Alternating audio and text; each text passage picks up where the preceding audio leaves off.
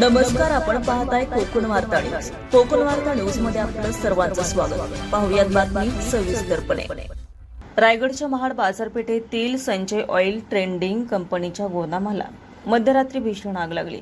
खाद्यतेलाच्या मोठ्या प्रमाणात साठा असल्याने आगीवर नियंत्रण मिळवण्यासाठी अग्निशमन दलाला मोठी मेहनत करावी लागली. दरम्यान या आगीमध्ये संपूर्ण गोदाम आणि लगत असलेले एक घर जळून खाक झालं आहे. सुदैवाने आगीत कोणतीही जीवितहानी झालेली नाही. महाड नगर परिषद, महाड MIDC सह इतर कारखान्याचे अग्निशमन दल घटनास्थळी दाखल झाले होते.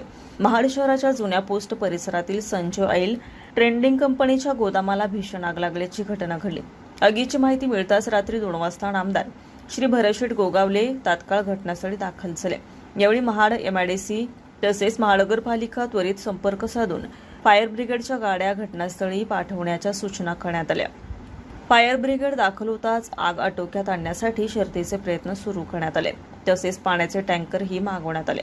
सदर आग पूर्णपणे नियंत्रणात आणल्यानंतरच साहेब घटनास्थळावरून निघाले. तसेच उपस्थित कार्यकर्त्यांना, नागरिकांना आणि संबंधितांना लागेल ते सर्व सहकार्य करण्याच्या सूचना देण्यात आल्या. रेश्मा माने, कोकण वार्ता न्यूज, महाड, रायगड.